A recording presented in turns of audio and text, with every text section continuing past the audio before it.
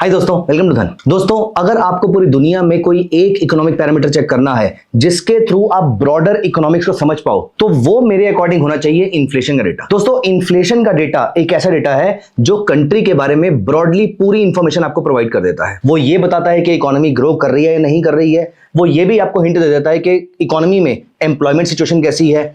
वो ये भी आपको हिंट देता है कि इकोनॉमी में कमोडिटी मार्केट की डिमांड कैसी है, कमोडिटीज की डिमांड कैसी है, फिजिकल प्रोडक्ट्स की कंजम्पशन कैसी है, घर कैसे बिक रहे हैं, लोग इकोनॉमिकली फाइनेंशियली खुश हैं या नहीं है। तो यहां पर मैं पर्सनल खुशी की बात नहीं कर रहा, लेकिन इकोनॉमी और फाइनेंशियली खुशी होगी तो लोग ज्यादा पैसे स्पेंड करेंगे। लोग ज्यादा पैसे स्पेंड करेंगे तो इन्फ्लेशन बढ़ेगी। दोस्तों, लोग ज्यादा कमोडिटीज कंज्यूम करेंगे, घर ज्यादा बनाएंगे तो कॉपर, निकल, लेड, जिंक, एल्यूमिनियम, इन सब की डिमांड बढ़ेगी। लोग ज्यादा खुश होंगे, लोग ज्यादा ट्रैवल करेंगे तो ऑयल और गैस की डिमांड बढ़ेगी, इलेक्ट्रिसिटी की डिमांड बढ़ेगी। लोग ज्यादा खुश होंगे, लोगों की एम्प्लॉयमेंट ज्यादा होगी तो पैसे ज्यादा आएंगे, लोग ज्यादा पैसा स्पेंड करेंगे, इन्फ्लेशन बढ़ेगी। तो दोस्तों, इन्फ्लेशन एक ऐसा पैरामीटर है जो आपको इकोनॉमी की बहुत सारी इंफॉर्मेशन प्रोवाइड कर देता है। मैं यहां पर इसको किसी और पैरामीटर से कंपेयर नहीं कर रहा। ऑफ कोर्स जीडीपी एक बहुत इंपॉर्टेंट डेटा पॉइंट होता है, ऑफ कोर्स इंडस्ट्रियल प्रोडक्शन एक बहुत इंपॉर्टेंट डेटा पॉइंट होता है, लेकिन अगर आपको कोई एक डेटा पॉइंट ट्रैक करना है तो वो सर्टेनली इन्फ्लेशन होना चाहिए, क्योंकि इन्फ्लेशन आपको एक मल्टीलेटरल आइडिया देता है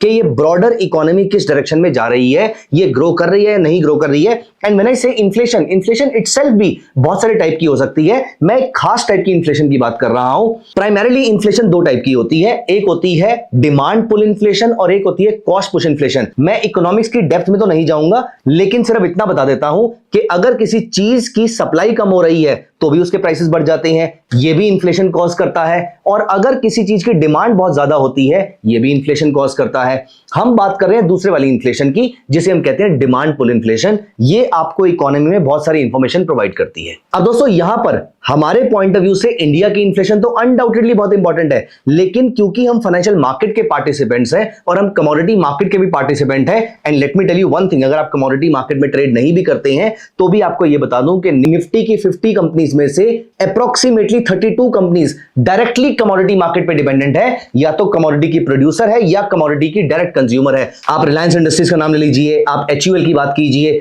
कोई भी ऐसी FMCG कंपनी है, ऑयल कंपनी है, ऑटोमोबाइल कंपनी है, मेटल कंपनी तो ऑफ कोर्स है ही। ये सारी की सारी कंपनीज कमोडिटी मार्केट पे प्राइमरीली डिपेंडेंट होती है, ईदर एज अ प्रोड्यूसर और as a consumer.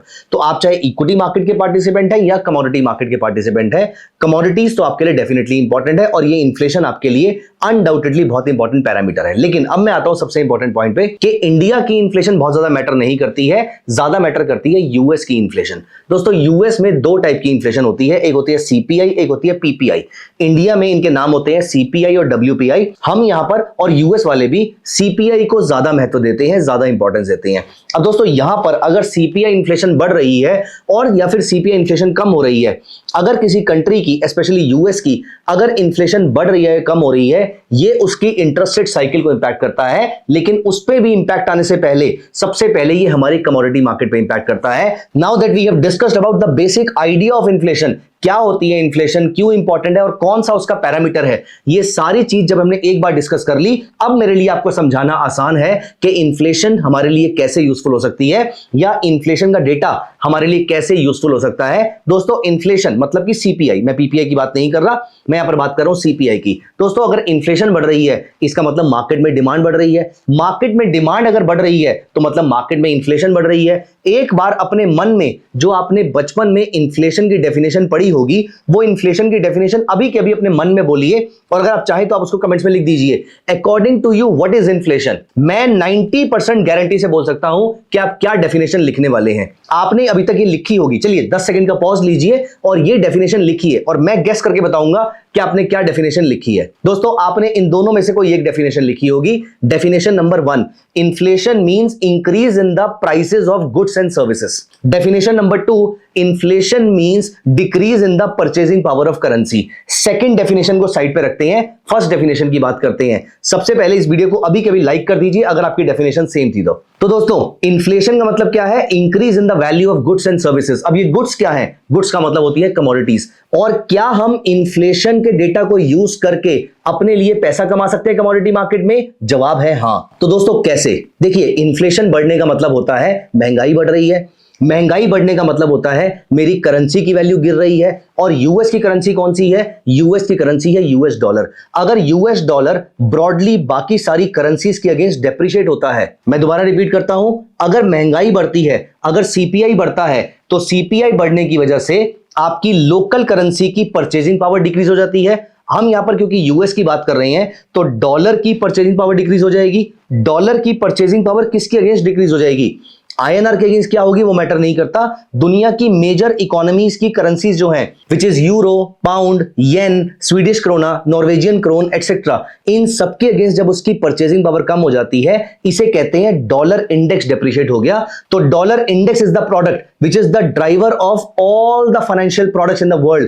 Equity market हो, कमोडिटी मार्केट हो, करेंसी मार्केट हो, सब अपनी वैल्यू डॉलर इंडेक्स से डिराइव करते हैं। अगर आपको एक वीडियो डॉलर इंडेक्स पे चाहिए, मैं जनरली बात बोलता हूं, dollar index is the mother of all financial assets. अगर आपको डॉलर इंडेक्स की डिटेल पे एक वीडियो चाहिए तो आप मुझे कमेंट्स में बताइएगा, वीडियो ऑन डॉलर इंडेक्स लिखकर, मैं डेफिनेटली वो वीडियो लेकर आऊंगा। डॉलर इंडेक्स पे क्या इंपैक्ट पड़ता है? अगर इन्फ्लेशन बढ़ती है तो डॉलर इंडेक्स कम हो जाता है। डॉलर इंडेक्स कम हो गया मतलब अब आपका जो रुपया है वो ज्यादा डॉलर परचेज कर पाएगा, वो ज्यादा डॉलर से ज्यादा गोल्ड परचेज कर पाएगा, तो गोल्ड की डिमांड बढ़ जाती है। मैं दोबारा रिपीट कर रहा हूं, अगर इन्फ्लेशन बढ़ती है, महंगाई बढ़ती है, तो डॉलर डेप्रिशिएट करता है, डॉलर डेप्रिशिएट करता है तो गोल्ड डेप्रिशिएट करता है। मतलब अगर यूएस का सीपीआई डेटा बढ़कर आता है, इंक्रीज होकर आता है, हर महीने डेटा आता है अप्रोक्सीमेटली 11-12 के आसपास, मतलब 11-12 तारीख के आसपास अगर यूएस का इन्फ्लेशन इंक्रीज होकर आता है तो इसकी वजह से डॉलर डेप्रिशिएट करता है, इसकी वजह से गोल्ड डेप्रिशिएट करता है। मतलब हायर इन्फ्लेशन मतलब हायर गोल्ड प्राइसेस। महंगाई बढ़ती है तो गोल्ड के प्राइसेस बढ़ते हैं। That is why gold is also called as a hedge against inflation. अब दोस्तों हर महीने आपके पास एक ट्रेडिंग अपॉर्चुनिटी हो सकती है कि कभी भी आपका इन्फ्लेशन डेटा इंक्रीज होकर आता है तो यहां पर आपको ढूंढना है ऐसा टेक्निकल सेटअप जो आपको गोल्ड में बाय सिग्नल दे रहा हो। अब अगर इन्फ्लेशन बढ़ के आता है और आपका टेक्निकल सेटअप भी गोल्ड में बाय सिग्नल दे रहा है, अगर बाय सिग्नल नहीं दे रहा तो ट्रेड करने की जरूरत नहीं है, क्योंकि कभी कभी मार्केट पहले से इवेंट्स को डिस्काउंट कर देती है। आई एम वेरी श्योर आपने कभी ना कभी सुना होगा, the market always discounts the events of the future, not what's happening in the present. तो इसीलिए मार्केट हो सकता है पहले से उसको डिस्काउंट कर चुकी हो, लेकिन अगर नहीं किया होगा तो टेक्निकल सेटअप पे आपका बाय आएगा। मैं रिपीट करता हूं, हर महीने डेटा आता है, इन्फ्लेशन सीपीआई अगर इंक्रीज होकर आता है तो डॉलर इंडेक्स डेप्रिशिएट होता है, डॉलर इंडेक्स डेप्रिशिएट होता है तो गोल्ड के प्राइसेस इंक्रीज हो जाते हैं। गोल्ड के प्राइसेस इंक्रीज होने के साथ साथ अगर आपका कोई टेक्निकल सेटअप आपको बाय सिग्नल देता है तो यहां पर बाय सिग्नल जनरेट किया जा सकता है, यहां पर बाय ट्रेड लिया जा सकता है। अब यहां पर मैं आपको पिछला कुछ एग्जांपल दिखाता हूं।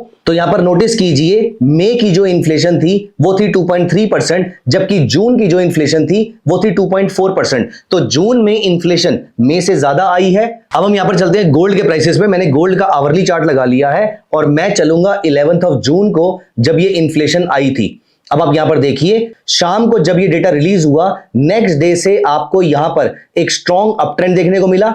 मेरे बाय सेटअप ने जहां पर 9 पीरियड, 30 पीरियड, 100 पीरियड, जब ये तीन मूविंग एवरेजेस ने मुझे इकट्ठे मिलकर बाय सिग्नल दिया तो यहां पर आप नोटिस कीजिए अगले 2 दिन के अंदर, रादर अगले 1 दिन के अंदर आपका जो गोल्ड है वो 2.62% ऊपर चला गया, 2570 रुपीस गोल्ड ऊपर चला गया है। अब दोस्तों अगर हम पिछले महीने का डेटा भी देखें, आज जब मैं ये वीडियो बना रहा हूं तो बहुत ही रिसेंटली हमारा यहां पर इन्फ्लेशन और ज्यादा इंक्रीज होकर आई है। मैं यहां पर आपको अपना व्यू या ओपिनियन तो नहीं दे पाऊंगा क्योंकि ये करंट प्राइसेस चल रहे हैं, लेकिन अगर आप यहां पर नोटिस कीजिए तो गोल्ड में जिस तरीके से यहां से तेजी देखने को मिली है, आई बिलीव कि वो इन्फ्लेशन के डेटा को ही डिस्काउंट कर रही है, इन्फ्लेशन के डेटा पे ही वो अपना इंपैक्ट शो कर रही है। दोस्तों अगर हम इस वेबसाइट पे चलते हैं विच इज tradingeconomics.com, अगर आप यहां पर नोटिस करें तो पिछले 3 महीने से आपको यहां पर इन्फ्लेशन लगातार बढ़ती हुई दिख रही है और यही ट्रेंड आपको गोल्ड में भी दिख रहा होगा। लेकिन again I would like to reiterate कि आपको सिर्फ इन्फ्लेशन डेटा नहीं देखना है, क्योंकि मार्केट बहुत बार इवेंट्स डिस्काउंट कर लेती है, इसीलिए आपको टेक्निकल एनालिसिस के सेटअप को साथ में अप्लाई करना है। और अगर फंडामेंटल और टेक्निकल दोनों साथ में बताते हैं कि डेटा बुलिश है, ट्रेंड बुलिश है, तो फिर हम यहां पर बाय ट्रेड इनिशिएट कर सकते हैं। मैं आपके लिए पूरी स्टोरी रिपीट कर देता हूं। महंगाई का डेटा, सीपीआई का डेटा अगर इंक्रीज होकर आता है तो डॉलर इंडेक्स डेप्रिशिएट होता है, डॉलर इंडेक्स डेप्रिशिएट होता है तो गोल्ड एप्रिशिएट होता है, मतलब higher inflation should result in higher gold prices if this is supported by some technical setup also. यहां पर आपके लिए ट्रेडिंग अपॉर्चुनिटी हो सकती है। सो दोस्तों, इन्फ्लेशन मतलब सीपीआई और साथ में कमोडिटीज, इनका बहुत ही गहरा संबंध है। इसीलिए आप दुनिया के किसी भी फाइनेंशियल या इकोनॉमिक डेटा को इग्नोर कर दीजिए, लेकिन यूएस के सीपीआई को कभी इग्नोर मत कीजिएगा। अगर आप कमोडिटी मार्केट के ट्रेडर हैं तो यूएस का सीपीआई आपको बहुत सारे क्यूज प्रोवाइड कर सकता है। सो दोस्तों, कैसी लगी आपको ये वीडियो कमेंट्स में जरूर बताइएगा, और ऑल्सो प्लीज मेक श्योर कि आप इस वीडियो को जरूर लाइक कीजिएगा। Thank you so much, bye bye, take care. Investments in the securities market are subject to market risk. Read all the related documents carefully before investing.